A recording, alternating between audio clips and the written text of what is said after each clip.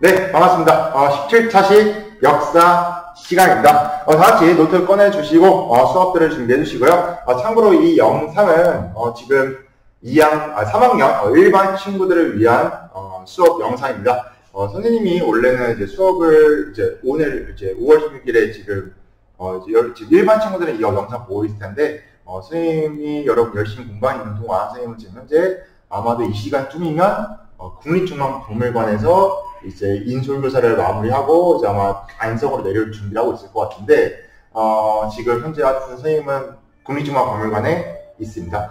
그래서 지금 선생님이 수업을 대신 못 들어와서 지금 아마도 조태호 선생님이 아니라 고태호 선생님께서 수업에 들어와 있을 텐데 여러분 선생님이 진도가 지금 2학년 1반 같은 경우 진도가 이번 수업을 안 나오면 밀리게 되거든요. 그래서 어쩔 수 없이 이번 시간은 다 같이 TV를 보면서 수업을 진행하고요. 그리고 이 영상을 또 다른 친구들은 복습한 용도로 활용하시면 되겠습니다. 자, 그러면은 노트 펴주시고 교과 꺼내주시고 오늘은 17차식. 자, 17번째 시간이고요. 오늘의 수업 주제는 고려 통치체제입니다. 고려 통치체제. 교과서는 86, 88페이지입니다.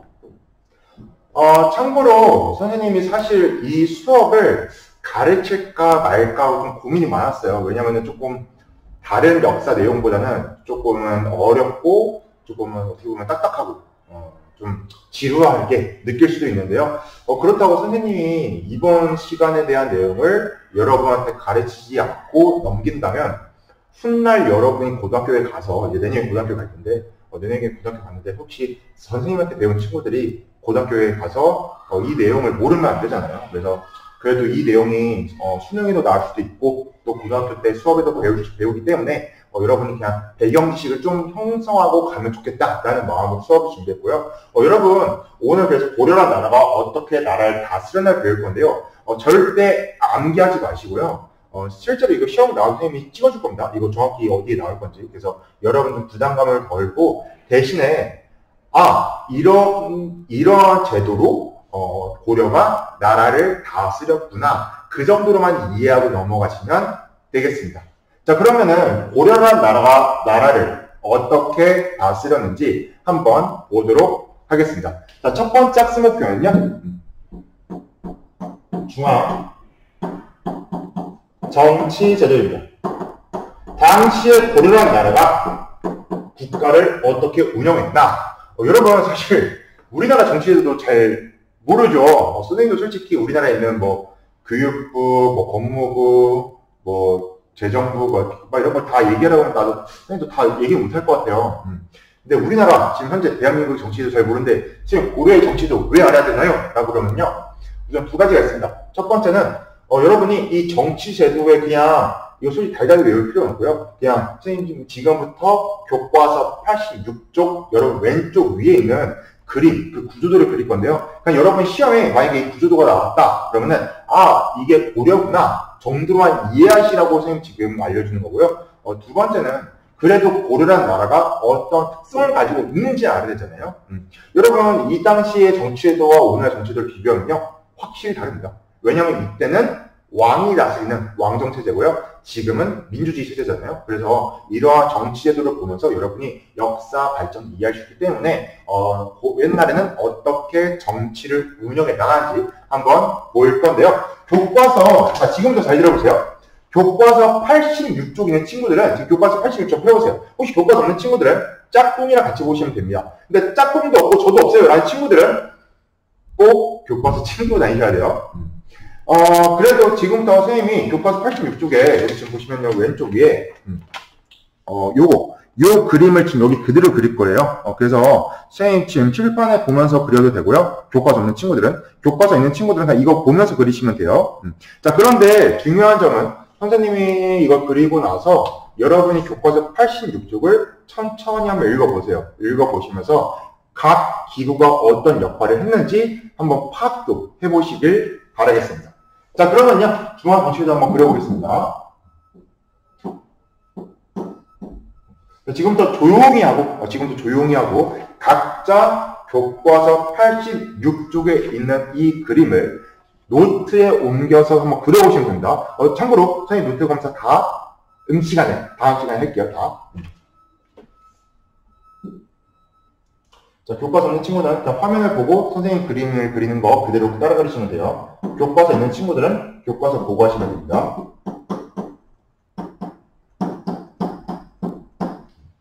잘 보이죠?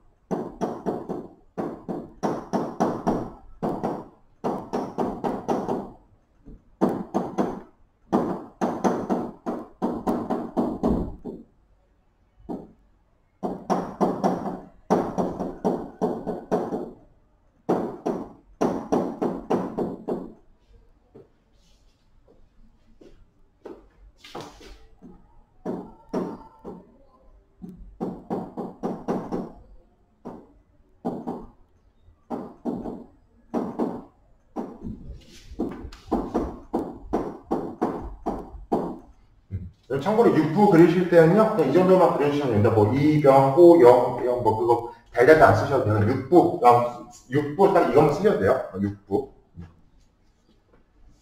미리 말 못해서 미안해요.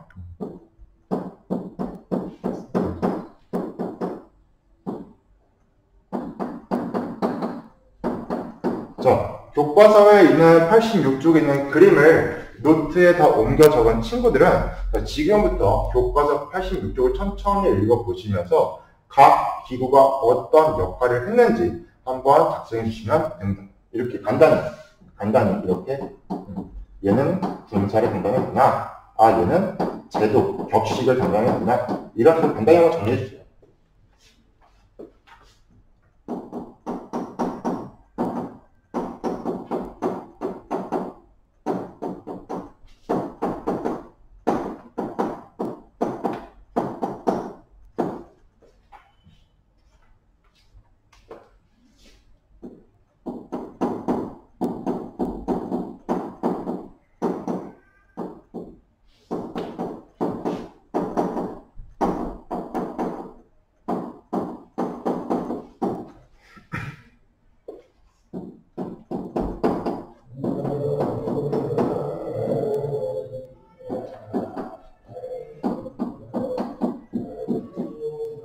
지금 이런 식으로 여러분 노트에 다 옮겨 적어주시면 되고요. 선생님이 한 2분 정도 그냥 가만히 여기 시간을 보내고 있어요. 혹시 못 쓴 친구들 위해서. 자, 다음 친구는 기지감을 펴주시고 교과서 천천히 한번 읽어보시면 됩니다.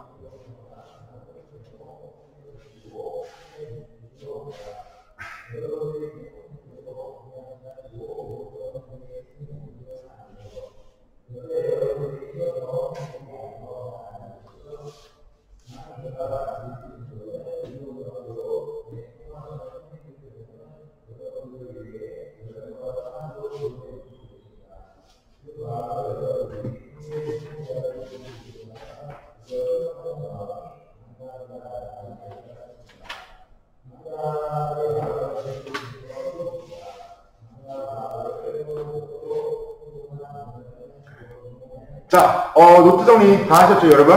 지금 혹시 다 못한 친구들은 괜찮습니다. 이거는 여러분 지금 이거 선생님 다시 한번 얘기할게요. 정확하게 도경문사 뭐 했고, 신목도관이 뭐 했고, 중성문사 뭐 했고, 이거 외우지 마세요. 절대 외우지 마시고요. 실제로 옛날에 그 수능이나 수능 같은 경우에는 이렇게도 나오긴 했었어요. 이렇게 예를 들어 얘를 딱 지운 다음에 다음 중 이렇게 네모 처리하고는 다음 중 기억에 있는 기구의 역할로 옳은 것은 이런 문제가 나오긴 했었거든요. 옛날에 나왔어요. 옛날에. 그런데 요새 수능 트렌드를 봤을 때, 요새 수능의 성향을 봤을 때 미안해요. 절대란 말은 쓰면 안 되니까 그렇게 나오기 좀 어렵습니다. 그래서 여러분이 솔직히 고등학교 가서는 외울 수도 있어요. 근데 지금 중학교 수준에서는 이런 게 있었구나. 만약에 시험에 딱 이 지도 나왔다. 그러면 이거 고른 거구나. 라고만 아시면 됩니다. 그러면은 고려건지 어떻게 알 수 있냐? 이 기구별로 특징과 특색을 좀 몇 가지만 기억하시면 되는데요. 자, 우선 고려라는 나라의 정치기구 한번 살펴보도록 하겠습니다. 자, 가장 먼저 있는 건 당연히 왕이 있죠. 당시에 왕이 중심이 되어서 나라를 이끌어왔고요. 자, 여기 지금 보시면요. 도병마사 신목도감이 있는데, 자, 얘들은 좀 특이한 기구입니다. 왜냐면 중국에도 없고요. 고려에만 있는 기구입니다. 조선에도 없었어요. 이에 도병마사 신목도감은 고려에만 있었던 독특한 제도입니다. 자, 도병마사 같은 경우에는요. 국가에 전쟁이 일어났거나 외적이 쳐들어왔거나 북방 유목민족이 쳐들어왔다. 그럼 그때 군사적으로 급한 일을 도병마사에서 모여서 처리를 했고요. 신목도감은 왕이 결혼을 한다든지 세자가 결혼한다든지 아니면 중국에서 사신이 온다는 등 국가의 중요한 격식, 외교 그리고 제도 같은 걸 바꿔야 된다. 그러면은 신목도감이라는 관청에 모여서 같이 신하들이 논의를 했는데요. 여기서 중요한 거는 이 도병마사와 신목도감은요. 고려의 고위 관리들만 들어갈 수 있었습니다. 다시 한번 설명하겠습니다. 도병마사 신목도감은 고려 시대 때 관리의 등급 공무원이 있다면 높은 고위 관리만 들어갈 수 있는 관청이었어요. 여기서 알 수 있는 사실은 군사나 제도 되게 중요한 국가 제도잖아요. 국가 행사잖아요. 이러한 국가의 중요한 일을 고위 관리만 회의에 참여했다. 그 뜻은 고려가 어떠한 특징이었나? 맞습니다. 자, 대답한 친구 있죠? 선생님 그냥 들었어요. 방금 들었는데, 속마음 다 들었는데, 도병마사 신목도가, 이거 고위관직만 차지했다. 그 뜻은 고려란 나라가 조금은 높은 고위관리, 즉, 귀족에게 많은 혜택이 있었던 나라다 정도로 이해하시면 돼요. 왜냐면은, 왕건이 나라를 세울 때, 이제 자기 혼자 카리스마 있게 막 점령하고 내가 왕이 되고 하고 이렇게 세우는 왕이 아니잖아요. 지방에 있는 호족들에게 나 좀 도와줘, 나 도와줘 이러면서 도움을 받으면서 건국된 나라이기 때문에 이렇게 자기를 도와준 공신들에게 조금 많이 혜택을 줬고요.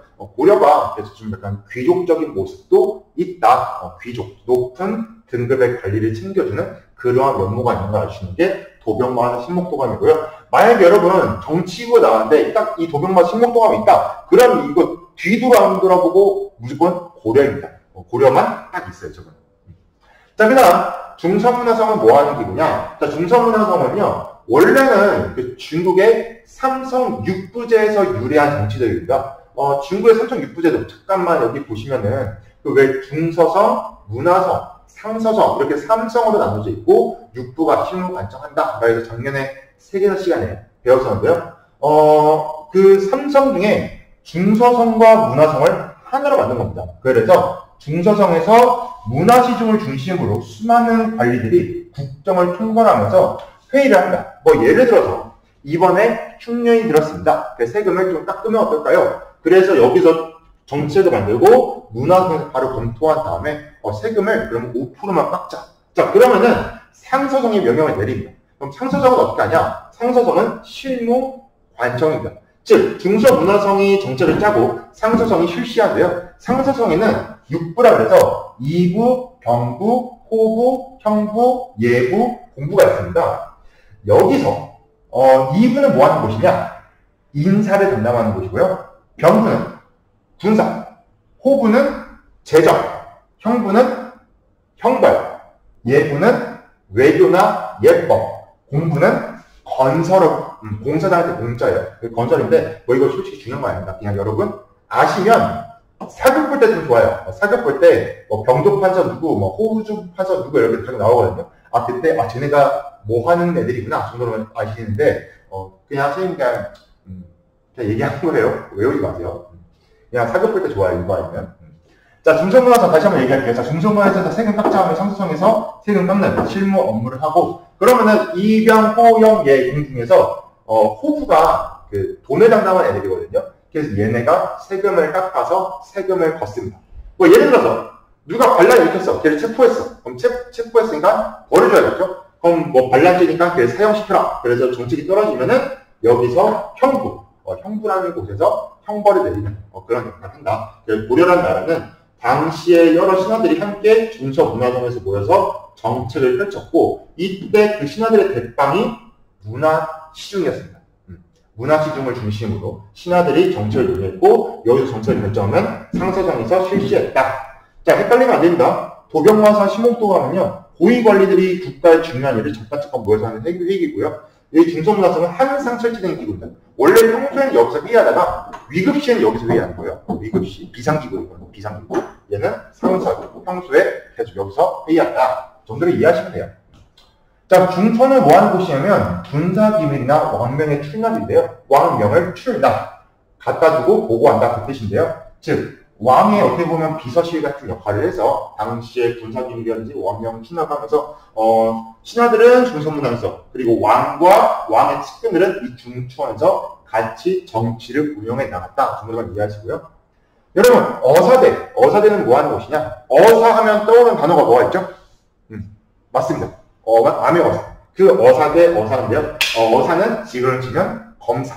즉, 관리들이 비리를 일으키거나 잘못을 했으면 얘들을 체포해서 벌하는 감찰기구입니다. 마치 오늘날 공무원이나 뭐 국회의원이라든지 그 좀 고위관리들 잘못한 검사가 이제 수사하잖아요. 그런 것처럼 어사대는 과거의 검찰이었다. 자, 마지막 3사입니다.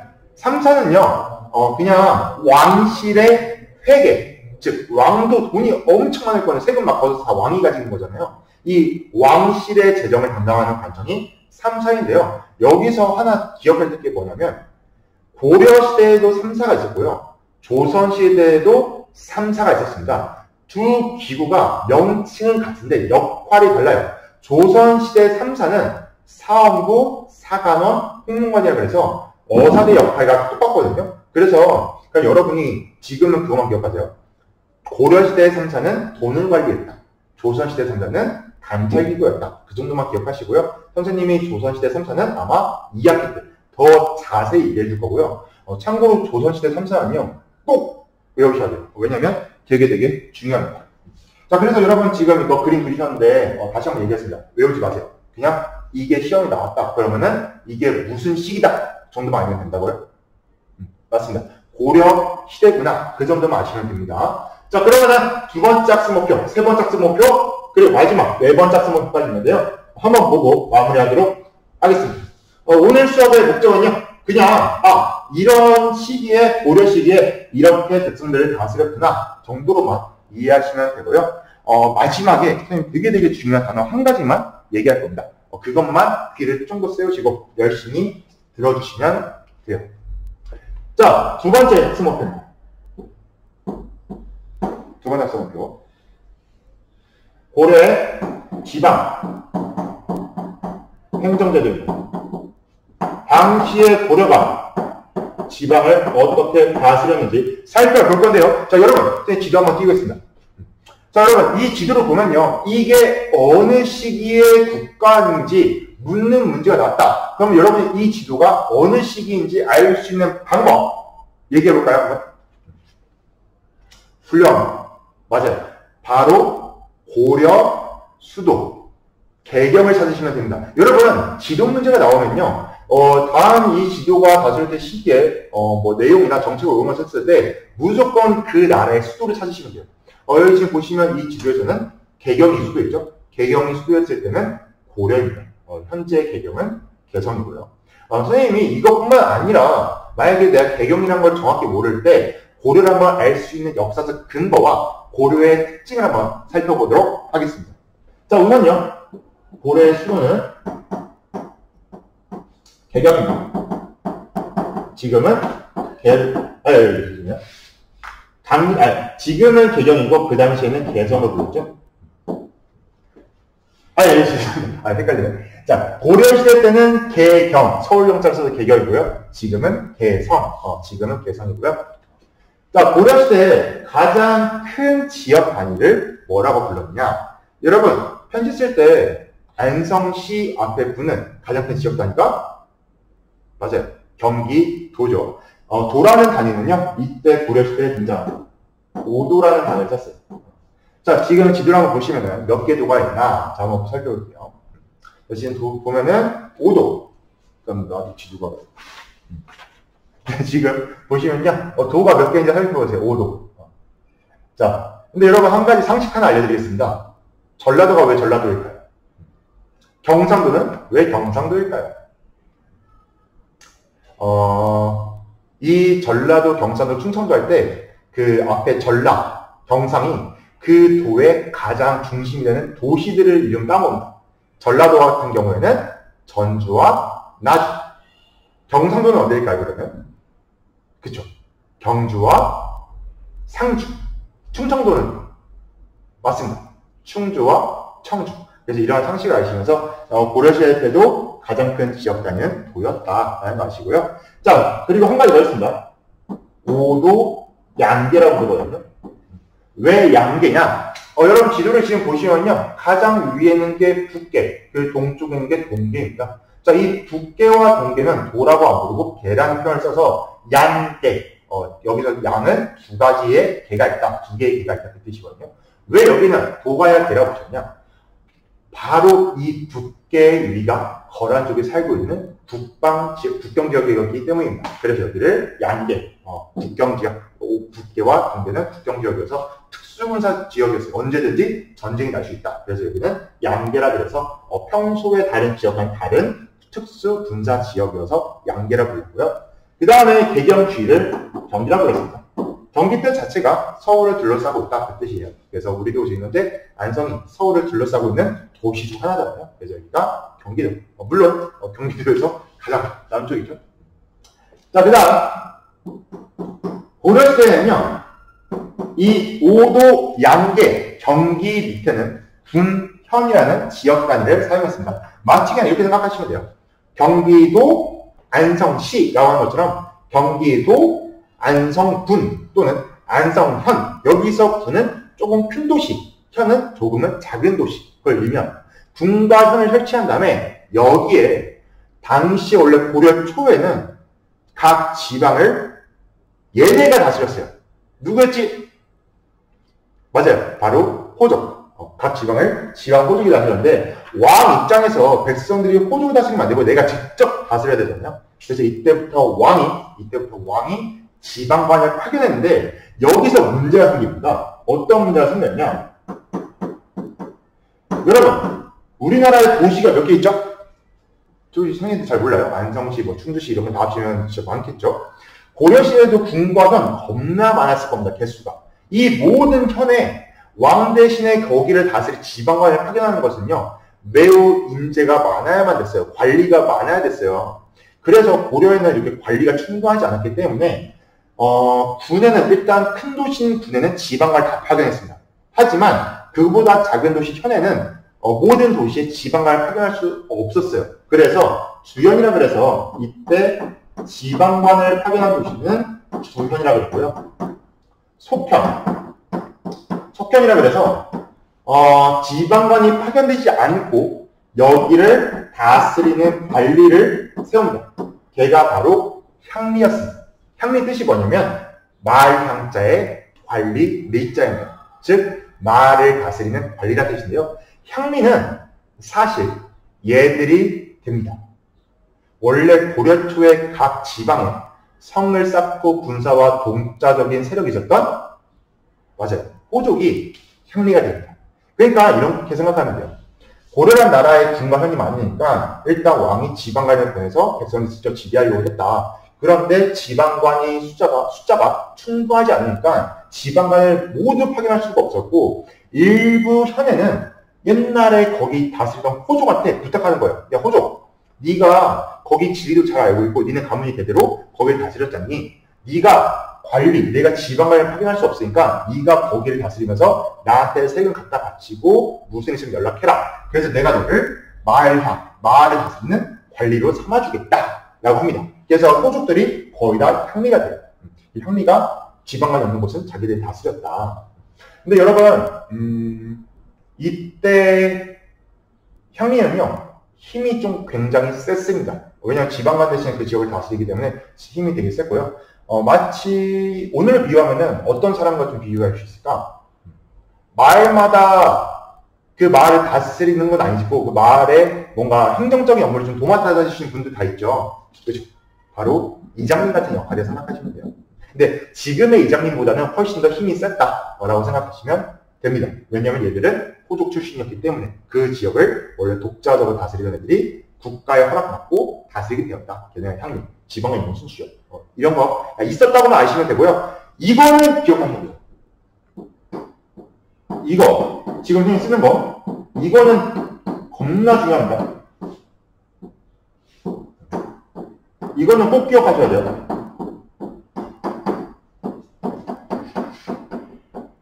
이거는 실제로 여러분 현재 수능이나 한국사 능력검정 시험 많이 출제가 되는 내용이고요. 이거는 꼭 아셔야 됩니다. 자, 어떤 내용이냐면 잠시만요. 컴퓨터 화면 보기가 꺼져서. 자, 잘 보세요.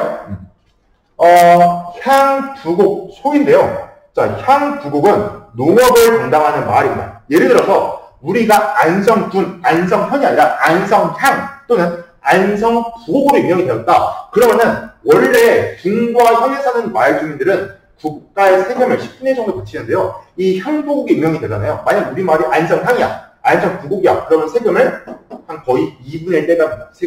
세금을 드럽게 많이 떼가는 지역이 향부곡입니다. 세금을 드럽게 많이 떼가는 지역. 자, 소는 뭐냐면 예를 들어 우리 마을, 여러분 안성의 특산품 뭐 있죠? 맞아요. 그 유기끓이 있잖아요. 예를 들어 국가에서 야 안성이 그렇게 유기가 유명하다며 그러면 안성을 안성소로 지정하노라. 만약에 우리가 소로 지정이 된다. 그러면은 여기 사람들은 세금 대신에 수공업, 손으로 만든 물건을 국가에 갖다 바쳐야 됩니다. 여기가 종이가 유명하면 여기는 종이를 만드는 거고 세금 대신에 여기에 유기그릇이 유명하다. 그럼 유기그릇을 갖다 바치는 거예요. 왕실에서 필요한 물건을 갖다 바치는 지역이 소다. 그래서 군과 현보다 향부곡소의 주민들은요 매우 삶이 힘들었습니다. 맨날 일만 해야 돼. 세금도 받고 부담도 컸습니다. 그러면 왜 고려는 향부곡소 같은 특수한 지역을 왜 만들었을까가 중요합니다. 그래서 이것도 시험만 많이 나와요. 향부곡소 고려에만 있었던 독특한 제도라서. 자, 왜 그랬을까? 왜 그랬을까? 자, 왜 그랬냐면요. 이런 경우가 많았습니다. 예를 들어 향부곡. 솔직히 여러분 군nhân 살고 싶나요? 향부곡 살고 싶나요? 당연히 세금이 적고 좀 부담되는 적은 군nhân 살고 싶겠죠. 향부곡은요 이런 경우입니다. 일단 국가가 지정해준 경우도 있긴 있어요. 근데 어떤 경우가 좀 있냐면 왕한테 반란 일으켰거나 반란 일으켰는데 동참하거나 아니면 왕한테 잘못 보인 지역, 밉보인 지역이 향부곡으로 지정입니다. 너네는 나한테 잘못했다. 너네는 세금 더 많이 내라. 그래서 향부곡으로 지정했고요. 왕실에서 이렇게 향부곡소를 지정한 이유는요. 두 가지 목적입니다. 첫 번째, 왕한테 반란 일으키면 너네 향부곡 된다. 나한테 그러니까 뭐 해라? 그렇죠. 충성해라. 이 충성, 너네 나한테 잘못 보면 안 돼. 왕권 강화의 목적이 하나 있었고요. 두 번째 목적은요. 안정적인 왕실의 수입입니다. 예를 들어서 향부곡이 많으면 많을수록 세금을 갖다 국가에 많이 바치잖아요. 그러니까 이런 지역이 많으면 많을수록 국가 재정은 안정되겠죠. 그래서 국가 재정의 안정 그리고 왕권 강화를 목적을 위해서 향부곡소하는 독특한 행정구역이 있었다. 반대로 만약에 향부곡 사람들이 거란이나 외적이 쳐들어갔는데 물리쳤어. 그러면은 중년으로 승격시켜주기도 했습니다. 그래서 향부곡은 당시의 고려가 어떻게 보면 지방을 자기 왕권을 강화시키기 위해서 운영하면서 재정을 안정적으로 확보한 제도였다. 고려에만 있었던 독특한 제도로 꼭 기억하셔야 됩니다. 향부곡소 똑귀가 꼭 기억하셔야 돼요. 자, 여러분 이제 얼마 남았습니다. 딱 10분만 하고 끝낼 기억만 집중하세요. 세 번째, 교육입니다. 자, 우선 고려시대는 당시에 어떻게 학생들을 가르쳤냐. 자, 우리나라에서 제일 좋은 대학교 어디일까요? 바로 물론 개인마다 차이는 있겠지만 보통 보편적으로 서울대라고 하죠. 당시에 고려도 중앙 배경에다가 대학교를 만듭니다. 그 대학교 이름이 국자관이었어요. 그리고 각 지방에도 서울까지 와서 공부하기 힘든 친구들을 위해서 향교를 세웠습니다. 향교 뜻이 뭐냐면 마을 향자의 학교 교육이다. 그래서 마을마다 학교를 세워서 중앙에서는 국자관이라는 곳에서 학생을 가르쳤고 지방에서는 향교에서 학생들을 가르쳤다. 정도로만 이해하시면 되고요. 자, 마지막 이거는 좀 중요해요. 자, 뭐가 중요하냐면 관리 능력 방식입니다.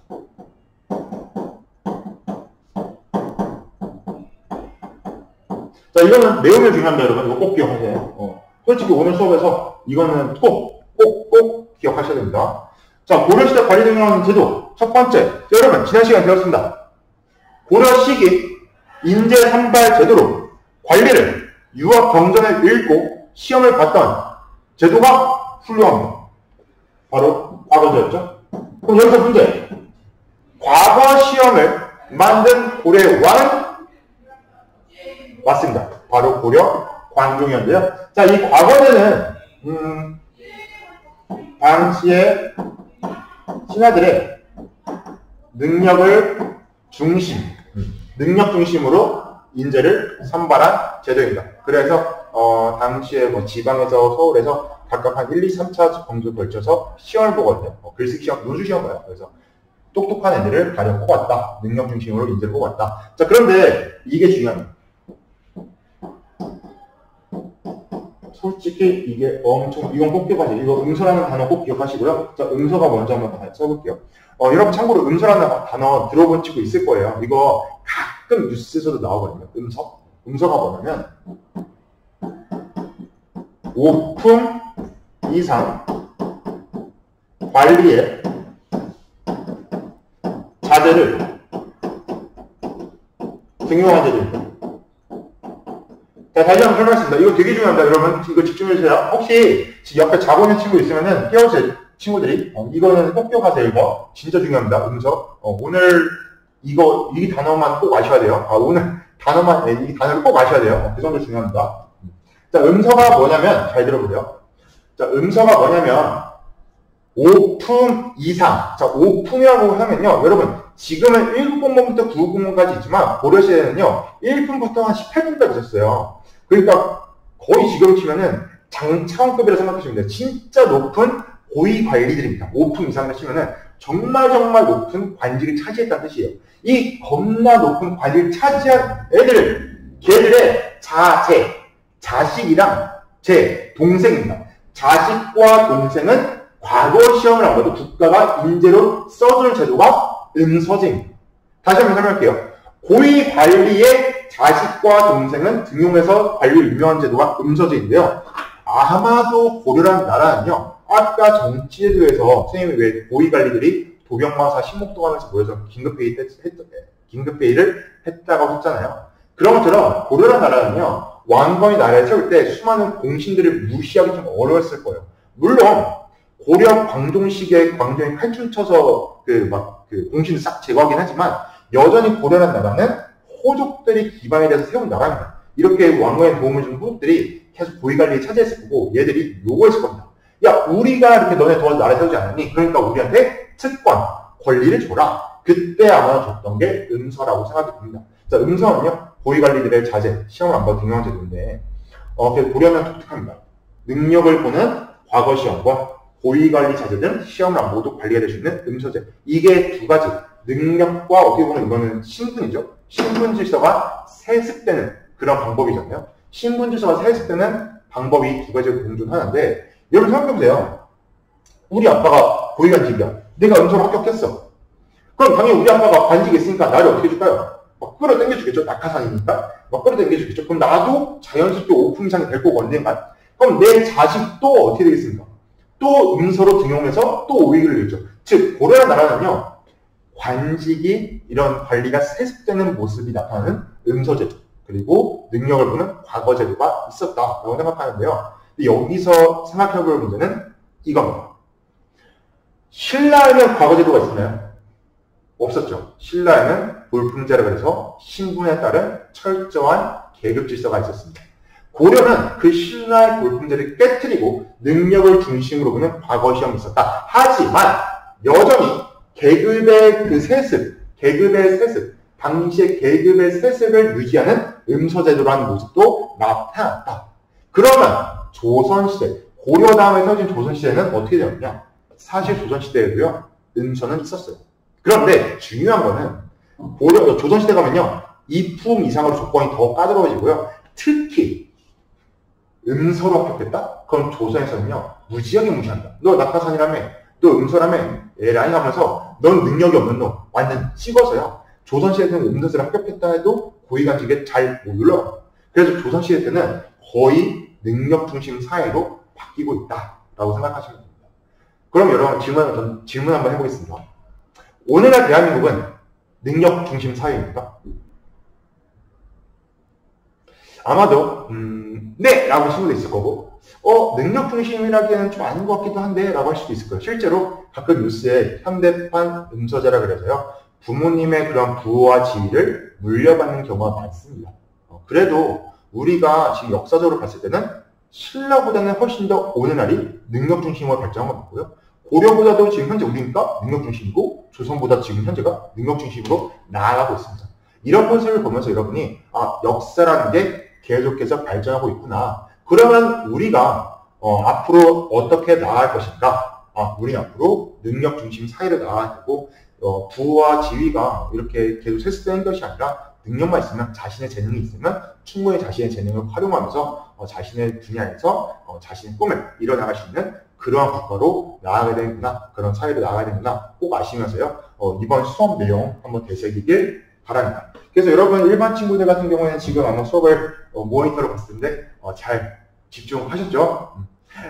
잘 집중해주셔서 감사합니다. 혹시 궁금한 점 있으면요 언제든지 선생님한테 밴드로 채팅 알려주세요. 선생님이 오늘 수업 내용 잘 이해 안 된다고 선생님이 알려줄 거고요. 아니면 개인적으로 찾아오시면 선생님이 다시 한번 수업하도록 하겠습니다. 자, 노트 검사 일반 친구 같은 경우에는 다음 시간 노트 검사 이거 할게요. 같이 18차 시간 같이 한번 노트 검사 하겠습니다. 다들 수고하셨습니다. 수업은 여기서 끝!